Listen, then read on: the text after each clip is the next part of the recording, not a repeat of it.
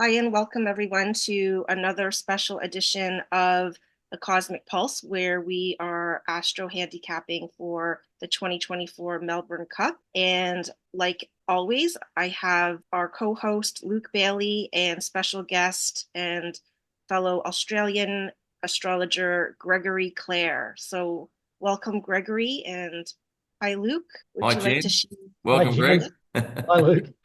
So, we've just been having a bit of a chat off camera or off Zoom about the race. But what we might do is, would you like me to share the chart and then everyone can make their points about it? Yeah. Don't forget, and the other thing is, just so everybody knows, we're going to look to try and pick this winner, or maybe give you a few different options to betting on. When we did the Breeders' Cup just recently, I managed to pick all of the second, third, and fourth, but I didn't pick the first one as the right one. So, but anyway, that's life. I think I picked it to come third. So we sometimes don't get them right, but we're going to try and see how we go. Last year I did pick the winner of this one though, but it wasn't, I think, online.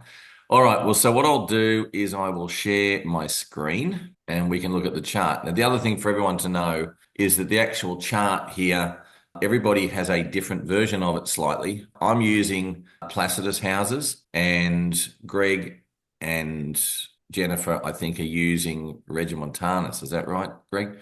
How much That's difference does correct. it make? Now, you'll also notice, everyone will notice that I've put the Melbourne Cup time start for 4 minutes later. Now, and the reason I've done that is not so much just for the start, but also for the finish, and to try and cover off a couple of things. One, this is around the finish time, but sometimes the Melbourne Cup doesn't start on time. So I'm just hedging my bets a little and just seeing how much difference there is in the chart, just so everybody knows. All right. So we've all had a bit of a chat, and I'll let everyone make their comments on this in a minute. But if you have a look at the actual chart scenario, now you'll see that Saturn is sitting very closely to the ascendant, and we also have the dispositing ruler of the midheaven and the ascendant in the old rulerships is Jupiter.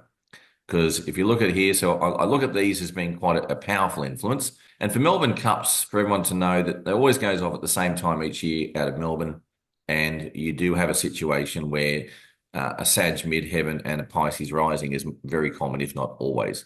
So, however, in this case, we have Jupiter in mutual reception with Mercury, meaning that Jupiter rules the midheaven in Gemini, and its ruler is Mercury, and Mercury is in Sagittarius, so it goes back to Jupiter. The other thing is, if we look at old rulerships and new rulerships, the rising sign and Saturn are also both ruled by Jupiter in this case, or disposited by Jupiter, I should say, and at the same time also by Neptune. Because in new rulerships, if we talk about Pisces being ruled by Neptune, Neptune is in its own sign, so you can't go any further than that.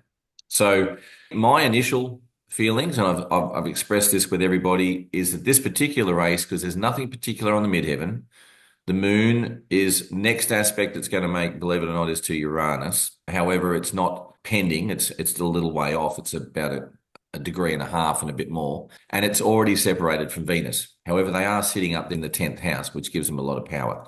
The other one that adds influence to it is we have a very strong trine aspect happening from the sun to the ascendant. And don't forget, if I go back a couple of minutes, but I won't, the ascendant moves from 14 back to about 13, and the sun is right on it. So if it does start at 3 o'clock, then the sun trine and trining Saturn is also going to be quite powerful. Now, these guys will run through a little bit on the fixed stars and other aspects and things, and also asteroids and how they're hitting everything. But generally speaking, my feeling out of this chart or out of this race is that there's nothing pending. So therefore, well, number one, favourites may be on the cards to come in. That's one thing. But then again, it is the Melbourne Cup, and that usually never happens. And so we're also looking at the idea, as I believe, it's going to be a strongly Saturnian horse with a very strong Jupiter Neptune influence, which will win the cup. That would be my point. Anyone else want to make a comment? Greg, do you want to go next? Oh, And Jen can go. Well, let Jen go all first. right, Jen, go on then. Thank you. So I'm having I'll my just coffee. comment on the fixed stars that Jupiter is conjunct to fixed star. I'm not sure if I'm pronouncing it right, but it's Nihr, Nihal or Nihal. by 8 minutes, and that's of Saturn and Mercury. So that reinforces or supports the Saturn aspect in the chart. And then Pluto is conjunct by 4 minutes Answer, and that is of Venus, as well as the descendant by 9 minutes is Churten, and that's of Saturn and Venus. So we kind of see some Saturn echoes or reinforcement from the fixed stars. And then I don't know, Gregory, did you want to talk to the other fixed stars on the other planets? Yeah, I will admit, I was just going to ask Luke, can I share the chart that I Yep, have? you go for it. Not a problem. I'll just unshare. You should be able to share. Yeah, just let me get that up there, and we put this one up there and share. There we go. Is that showing up there for you guys? Yep. Yeah, that's got the fixed stars. It also has all of the astronomical information that you might require if you want to look at some of that. So for me, the standout there is obviously in the astronomical data is the moon's out of bounds. And it's Okay. a long way out of bounds. It's at its declination, 28, 21 is a long way out. So that's very maverick. So sometimes we see a strong influence in races from the moon. Greg, Moon, can I just interrupt for a sec? Do you want to show everybody on your chart there where it indicates that it's out of bounds and how you tell? Just, here it is here, declination. So, yep. And it's so highlighted in purple. it's highlighted in purple, and you can Yep. also see that Venus is out of bounds as well. Planets only go out of bounds when they're in the solstice signs. Okay. Sorry to interrupt. Oh, that's fine. And Okay. you might see also that the moon's latitude is 0.5. So the moon's latitude, it's at its peak of southern latitude. So that's seen as something very habitual. That's just a little bit of extra data. So moon, its influence is quite weak in the sense of how we would normally look at it in a horse race. Anyway, for me, the moon carries a lot of weight because it's the fastest moving object. However, in this particular circumstances, it doesn't stand out as being very strong. The one thing that stands out as being very strong with the data that I've shown you here is you might be able to see that Saturn here is Mars is on Saturn's north node, and that's very strong. So it's just moved into Leo. That's Mars in the gambling house. So there's going to be a lot of gambling going on with Mhm. Mars there. Funny that. Some Yep. furious stuff. And the other thing I picked up there, Luke, before we even get to any horses or anything else, is that the moon is making one aspect here that is really interesting. Of course, your money is the second house. The bookie's money is over here in the eighth house, and the moon is making an exact To the aspect part of fortune. Yeah. to the lot of fortune or the Yeah. part of fortune in the second house. So that's very interesting perspective to see that Mars is on Saturn's north node. Saturn's on the ascendant and in a retrograde position in Pisces. And I go along with your comments there before that its dispositor being Jupiter is very strong because it is also going to the IC. And Yep. the IC obviously is, while the photo post is on the midheaven, the finishing result is on the IC. So they're the standouts I see. And Jen pointed out earlier on, and we'll mention that to the viewers, is that Pallas Athena, the warrior that was born out of Zeus's head, is in direct opposition to her father, Jupiter. And so she's the closest to the midheaven. So the political warrior or the woman's warrior is there, and we can see Venus and the moon up there as well. So that led me to a little bit of a conclusion as well for how perhaps things might turn out. And I agree, the sun to the ascendant is very strong as well. So there we go. All right. Jen, you can take yourself off mute and Would let you us like know me? what you saw. Yeah, would you? I But think you covered all of the astrological, because in Gregory's chart there, there's also, I think with the fixed stars, the closer to exactness. So on the descendant is interesting, Bellatrix, that's by 4 minutes. And I think that's in the constellation of Orion, which is the hunter, and Sagittarius as the hunter. So we like to look at the spreadsheet and the Yep, names of the. let's do that. Greg, you might want I, to unshare your screen for a minute. I Jen, do you think want to pop yours up? that was really cool, Gregory, how you shared the nodes of the planets. Yeah, it's a great scenario. Greg, just quickly Yeah. before Jen moves on, do you want to explain to people what the nodes of the planets are? The nodes of the planets are really just the planes they take around the sun as viewed from the Earth. So geocentrics, from the Earth, we see the planes of the planes of the planets expressed just like the moon. So the circle, if you like, the elliptical circle of the planets going around the sun as seen from the Earth, they cross the ecliptic. And it's where they cross the ecliptic we call the node. Okay, there you go. That point, basically. All right. So these are the lists of the horses in the race. And would you like me to just go over the associations for each of Yeah, the let's have a horses? quick run through. Have we all agreed, in essence, that what have we agreed? Is it Neptune, Saturn, or Saturn, Neptune, Jupiter? Is it also Mars? Does the sun come into it? Mars has changed into the sign ruling the sun, ruled by the sun, I should say. So it's also got a strong influence, and also you've got Mercury in mutual reception with that Jupiter. So we could pick, 10 out of 24 and go close, I'd say. Yeah, we've mentioned a few planetary considerations: Saturn, Neptune, Jupiter, Mars, Sun, Venus, Mercury. We have almost mentioned all the planets. Yes, that's right. Oh, Poor old Pluto. and Pluto got shoved out in the dark somewhere, so he can stay there for a while. Yeah. yeah, but there's a fixed star in 4 minutes answer, and that's a Venus. Yes. So And so you got Pallas Athena. So. that will put Pallas there. I like to So also look at that story behind the jockeys as well. I find that very strong. It's aha. always the story that hits the midheaven. Okay. I think that's where maybe Gregory and Luke, you will have more to offer on that aspect. Me personally, no, because I don't know the jockeys. All right, then it's Gregory. Greg must have found some information somewhere that's pretty relevant.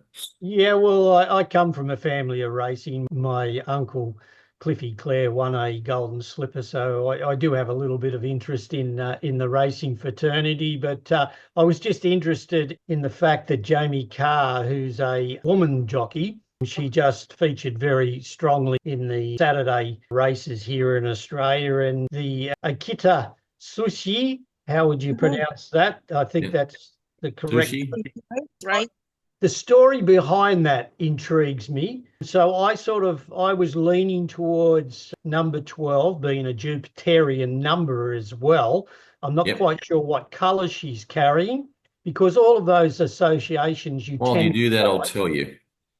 So, Yeah, but yeah, so there's a Mars Saturn very strong. And as I said before, Saturn is on Mars's north node. So, she's in a light blue and black, Greg. She's in, oh, there we and go. she's in black with light blue with blue stars. Okay, so that's a bit of Mercury thrown in with stars. Are they white stars? No, they're blue. It's black. She's in all black with blue stars. Hmm. So all black. With blue stars. That's just the color that's on there. Anyone want to know colors? I'll jump on and I'll have a look I've got it sitting on another tab. Okay. We And of can course, that Buckaroo was another horse that has Saturn, very Saturn sort of feels about it as well. With the explanation you had there. Now, the other thing I was just going to say was, while I've got it here, good old trusty Rex Bills, because I forgot to put it on there. And sometimes things are not as they appear. I'm just gonna scroll down a little bit Keep so we can. chatting. No, it's funny, Luke, you said that we can maybe change our minds or adjust as we are recording. And Why not? with yeah, with that story about Okita Sushi, I'm starting to maybe lean or adjust to include horse 12 as well. Okay. So keep on moving down the list. So, We can have a look so what we else is got in there. Yep, I'll just also mention Vauban, which is also Mars with Saturn, Hmm. and that's another horse that reflects the Mars-Saturn connection astrologically, with Mars being on the north node of Saturn. And the And reason just behind that for everyone is that Vauban is an old general, an ancient general, French general. So Which is very Saturn. very Saturn and Mars. Mars being the general and Saturn because it's old and it's a past tense. and just going back to Gregory's chart about the second house as, the individual's money, and then the eighth house is the bookers. Like, does that mean astrologically, could that suggest that there's a big payout for people? Could It be.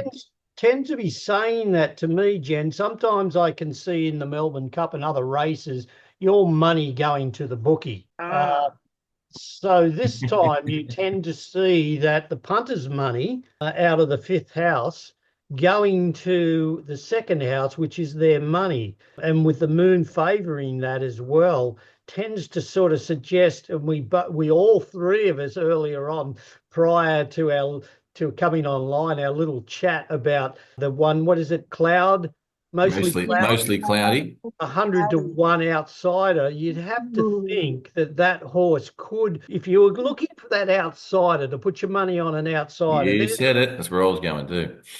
there, there is a horse there that stands out for putting your money on. Now, what number is that, Jen? what I is don't number? see. That's funny. It's a number 20, which is the moon number. That's number two. Hmm. Most cloudy is 20, right? And two is the moon number. And The what other color? thing is, just so everyone knows, when I see a 20, I always, because we don't have it, I count zeros as Pluto.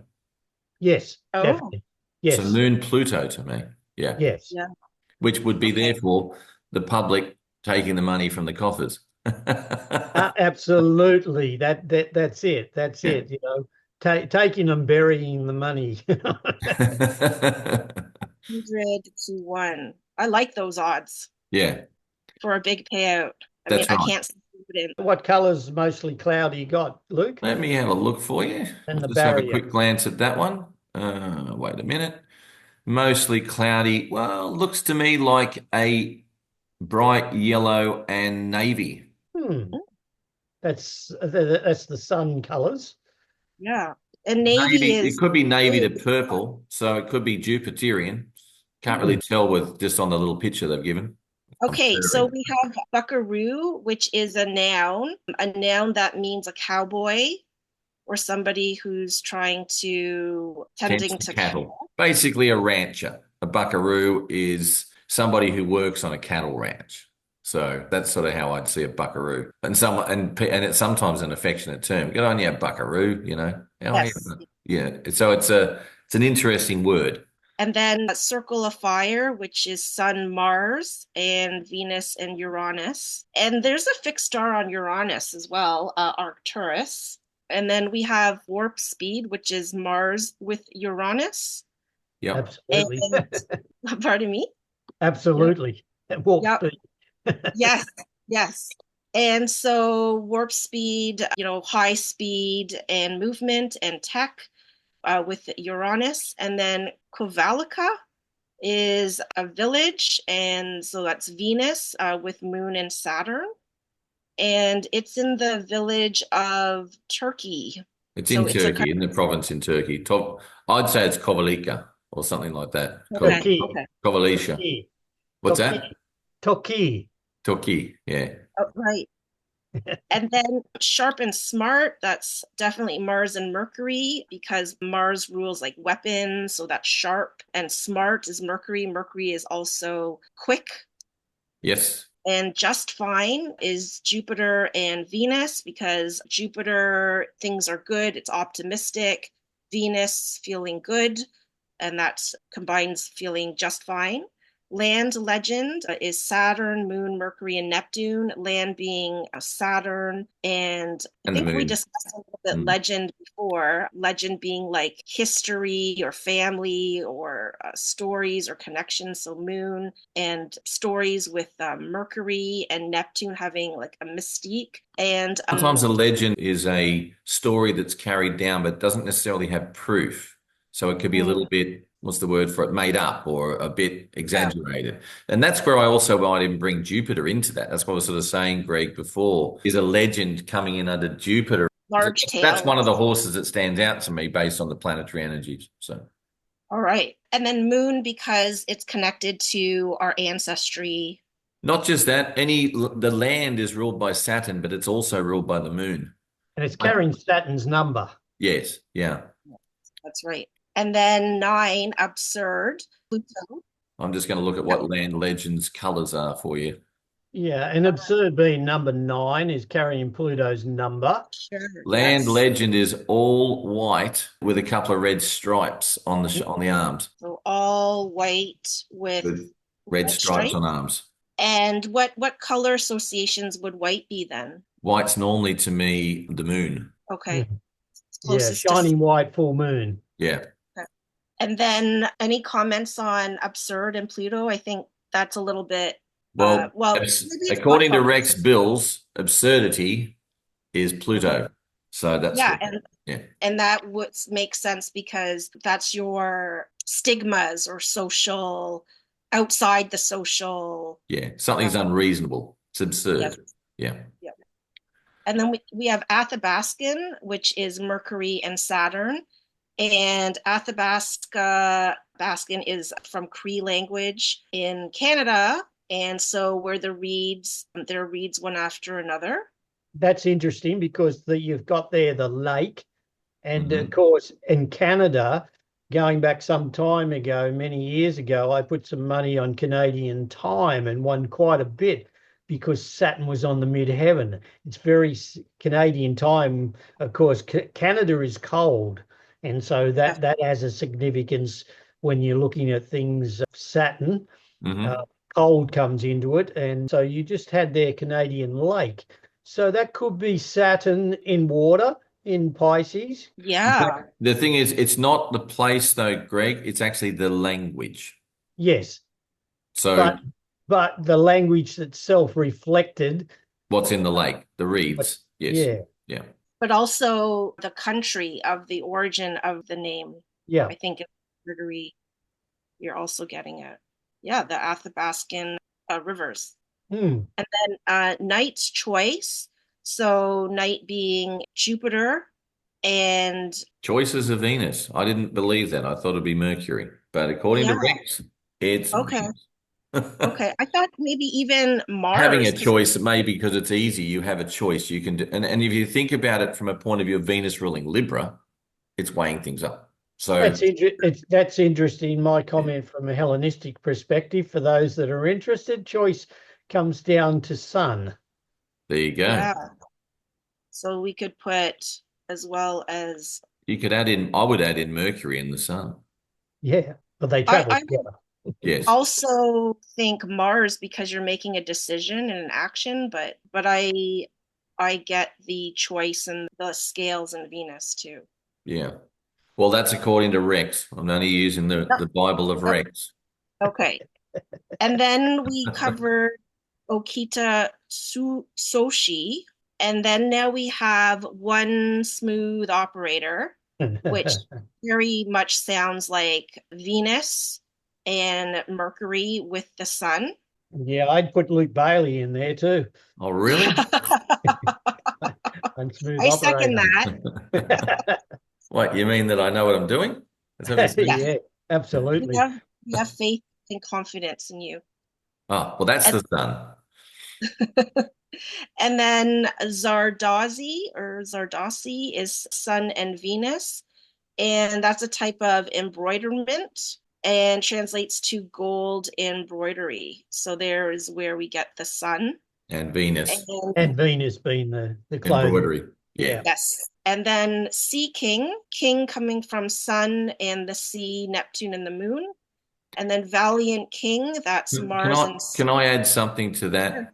Kings to me are also to some degree, don't forget the underlying tone to that is they're also royalty, which is Jupiter, and they're also often kings are somebody of age, which is Saturn. Or so Yeah. it's an arguable factor because an actual king is the sun, but we're not saying this person's the king of the kingdom. He's a sea king, so it's an interesting one. I'm not sure. And Valiant King, you could do the same. So Yeah, you'd have to put Neptune in there very strong as you have not in Valiant King, in Sea King. in Yeah, Sea King. yeah. But in the past, there have been kings that have been made at when they're children too. Yes, there are, and they've been forced into growing up, which is Saturn. So, They're going back, yes. yeah. So And it's then a bit of a yeah. we have Fancy Man. So Fancy being Venus. And do you want to explain this Neptune. one? Neptune. Well, good old Rex says fanciful is Neptune, Oh, so that's why it's in there. So it has a little Mercury attachment to it, doesn't it? Yeah, Trickery? we haven't put Mercury in there, but a fancy man to me is somebody who is, yeah, it could be entertaining, a bit like a jester to some, but that's not right either. Fancy No. man might just be someone who dresses well, presents well, and they're a bit fancy. So they stand out from the crowd. They are, you could even, they're confident.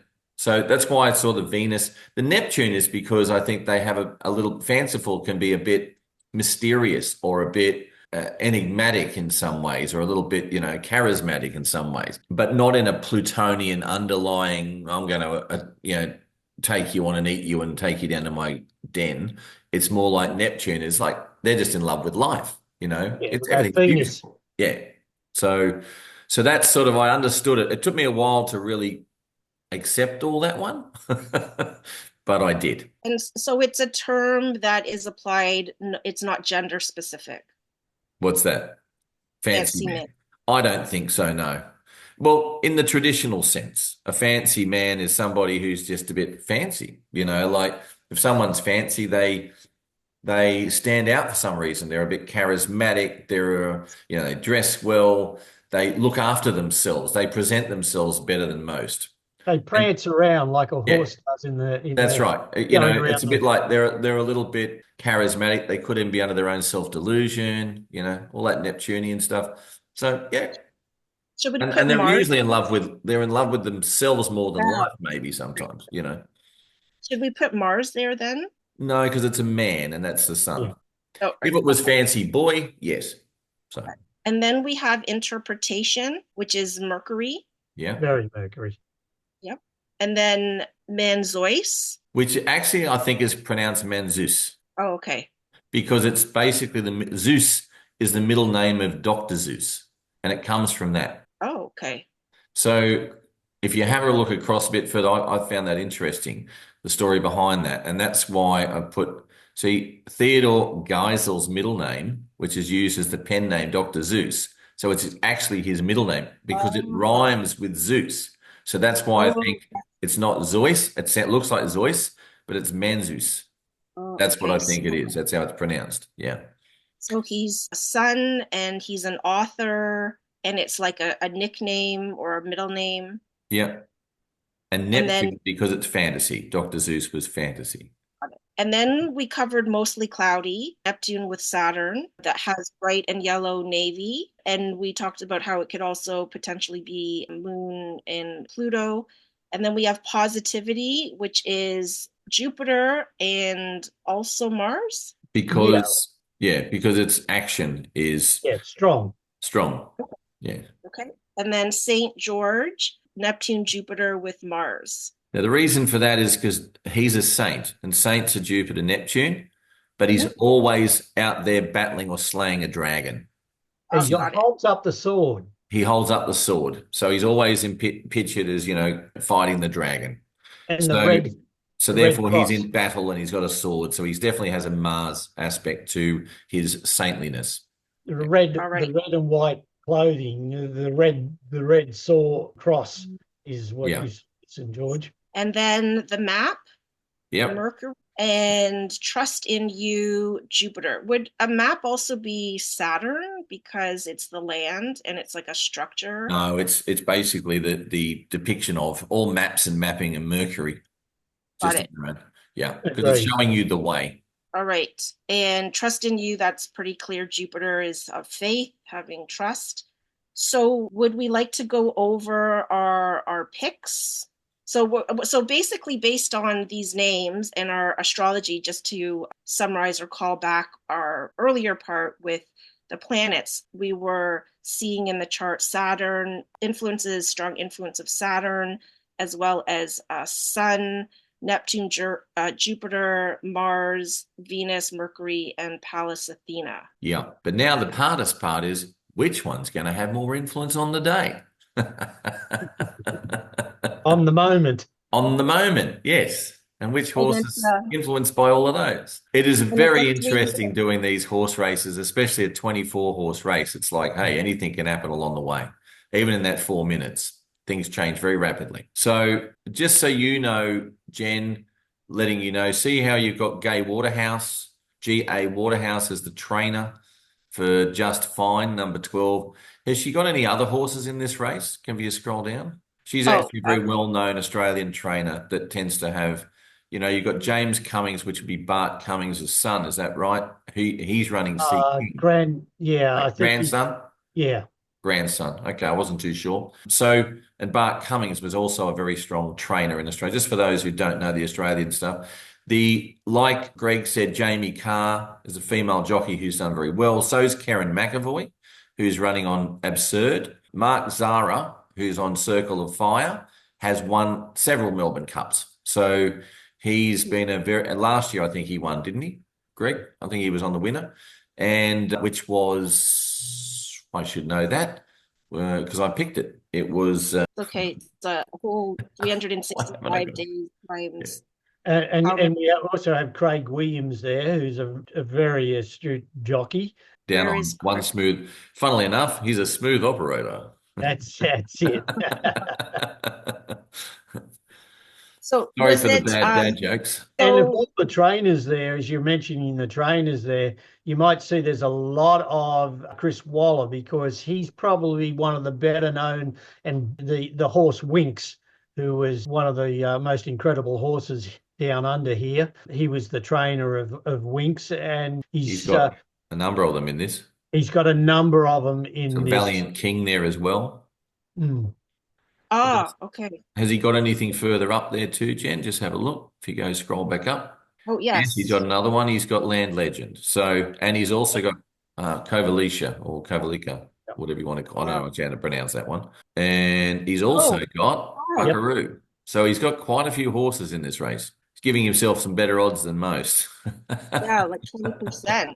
Well, he's got a lot of since his work with Winks, he's inherit and the collapse of a lot of the stables. A little, well, I don't want to really go there, but Melbourne had a bit of history. Victoria had a bit of history with quite a few trainers having to suspend their training. Yeah, not a great time. All right, so let's have Can I, a closer look. Who's going to go first and put down what they think is coming in? I've written down a couple here, but I'm going to explain them as I go. So You go the first, or- Luke. You're the me, I man go with all the. first. All right. Well, I'll go first because last time I went last. So what? It's a very interesting one, and I say that out loud because I've said it a lot of the time. And I'd probably, it's funny, I wanted someone else to go first because it would have been easier for me to have a look at. Let me just, I'll go out there and I'll say what I'm going to say. I really think that there's a combination here. I can't go past probably thinking someone like Sea King will win because I do believe that there's a strong Neptune, Jupiter, Saturn connection there. And that's what I think is going to be the winner of the race. But when I say that, it's not dead on. It's not exactly because there's other influences coming through. And also a king is not necessarily Saturn, and Saturn is strong. So it's probably in one of I would say, let's say my top three. Land Legend, for the same reason, would be another one I think is quite strong. And let me have a closer look here. I'm not going to go past also that Vauban, who is one of the major favourites, won't get up or at least get a place again. Now, the reason I go down that path is because we do have nothing actually aspect in the midheaven. And often, therefore, you end up with favourites tend to come in, especially when you've got Saturn there. If you're talking about people making money, this is the other thing, Greg, and the moon trining to the second house and people cleaning up a bit, often they clean up a bit when the favourites come in, because when the favourites come in, there's a lot of backing on the favourites and the bookies pay out a bit more. So, Vauban, I think, also has a strong connection, but I still feel there's a very strong underlying Neptunian quality with that Saturn and Jupiter, and Vauban doesn't have that. Okay, so there, there's a few of them there. You've got Circle of Fire. I like Circle of Fire because Mark Zara's on it. Now, I'm going to throw my little roughies in, which I think one of the best bets you can have would be that Mostly Cloudy. If it cracks if you manage to get a trifecta and it's in amongst it, or a top four, you're going to clean up. If it comes in that top four position, which I think it's got a good chance of doing based on its name and its astrological connotation, it is very strongly Neptunian. And as we said, Neptune's not necessarily the strongest on its own, but it's one of those things that as I said, Neptune is the only planet in its rulership at the moment. It's in a strong position and it is in the first house. It's brought in by the position, but we do have this strong Jupiterian factor. Now, I'm going to go to the next stage. If we have, so my real probably top three would be Land Legend, Sea King, and Vauban, with Mostly Cloudy jumping in as a potential. That would probably be the ones that I would pick. However, if it turns out to be a strongly Jupiterian day on its own, you might find something along the lines of Out of the Blue, things like Just Fine, which is the Gay Waterhouse one. You might also look at, I also don't mind Smooth Operator, but I didn't mention him. So if you scroll down a little bit further there, Jen, I've just forgotten the name of it, down the bottom, you've also got things like St. George and Trust in You. So they're the ones that could be, I would call like what's the word for it? The ring ins. So depending on which pops and which one is going to be the most influential of all planets, they also could have a little bit of an influence as well. But anyway, I'd say my main three, if I had to pick, or four, would be Sea King, Land Legend, Vauban, and Mostly Cloudy. In actual fact, I might take all three of those out four of those out in a trifecta and throw some bucks on it, because if that does come in and Mostly Cloudy's in it, then I'll clean up anyway. All right, who's next? Jen, you want to go? Okay, it is a tricky option with all of these astrological significations, but I'm going to use Luke's theory of the midheaven, and that Saturn is trining closest the midheaven. So before we went on this recording, squaring the midheaven. Squaring, yeah. Yes, sorry, what did I say? Yes, squaring. Right, use a trine. And sorry, the sun is trining the ascendant. I like, and this is not in any order, but I think Athabascan, but I like the payout potential of Mostly Cloudy, as well as Vauban and Trust in You. So those are my four. Okay, beautiful. Greg. Yeah, well, the first horse that stood out to me in the race was number 18, Akita Saususi. That to me had the story behind it. So I liked the story behind that one, because I've often found that these are public, really worldwide public events. So the collective is invintaged in the story. And I could see the story there in that particular one, especially with the female owner and the female jockey. That sort of stood out to me for that reason. Mm-hmm. The second horse that I had some inkling about was Vauban as well. That sort of the Mars Saturn. I couldn't go away from the Mars Saturn, and it was the only one with a very strong Mars Saturn in it. And of course, the third runner there for me was the possibility of Sea King. I like the idea of Sea King as well. But my outsider, if I was going for the four, what do they call that one when you go for the four? Like a quadrilla or something there, Yeah, first yeah. four they call it nowadays, I think. Yeah, I put the outsider mostly cloudy in because that was the one we all sort of discussed as the describing the ascendant, if you like, with Saturn sitting there in Pisces. For me, that seemed to also suggest something about the environment that was going on. And you're right, Luke. I would back up 100% what you said there. We're looking at the South Node sitting right on the cusp of the eighth house, Yeah. which is the bookie's money. Yep. Never good when the South Node is on the eighth place. And of course, the North Node is sitting on the second house. And with the moon at 24 Sagittarius out of bounds going to that lot of fortune, to me, with the punter's money the speculation money coming in on out of the fifth house there with Mars in Leo, I couldn't go past what your comment was there that favourites are probably going to take the money. Yeah. It appears that way, but I also like to mention only gambling responsibly. Of course. We do this for a bit of fun. Yes. If we end up nailing it one day, we'll end up with a big syndicate. So at the end at the end of the day, I think, there is also, like yesterday, for example, or 2 days ago when Robert joined us and he was looking at doing some of the stuff for the Breeders' Cup. Now, the interesting thing was, here's a classic example. He did a pick. What I do is I go, well, if I'm going to make these things, I should at least put my hat in the ring, and I give him a little bit of money. I send it over to him, and then he sort of combines things and puts them all together because he knows how to back it. The other reason for that is because I don't want to sound horrible. Jen, you're probably in a much better position, but the odds we get here in Australia are crap. You've got onto something there, haven't you? The funny thing is, I worked out a couple in the last few years that if I actually gave Robert money and he won on the same horse that I would bet, even after if he had to pay tax on his money, we'd still come out way ahead. US dollar. Not just US dollar.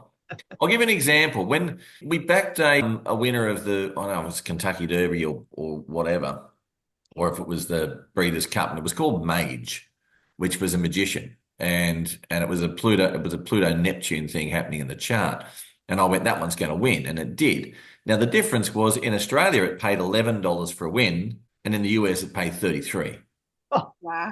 So you're talking a major difference, and that's the thing. So what I do is I throw that across to Robert, and the other day he goes, I don't know what I was thinking, but you heard him, Jen, saying, oh, look, I'm going to back Sierra Leone, right? He took that out of the pick six. He took it out. And he replaced it with another one, and it won. And we ended up with we got second, third, and fourth in that race.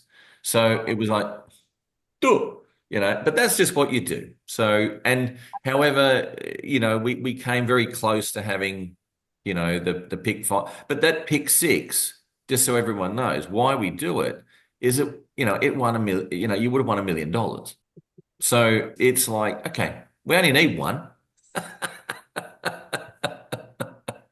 We only need to win once. So I just see this as slightly better odds than just going out and playing lotto every week and picking some numbers. So especially when you can look at the influences, but you've just got to be able to land it. It'll be interesting to see today with the Melbourne Cup, because you look at your own transit. Who knows? I might have a little bit of a gamble and see how I go. Well, all right. Anyone got any questions or last comments before we sign off, and then I'll have the moon on my IC. Okay. Isn't that the collection of cash for you? Ruled by Jupiter. Yeah.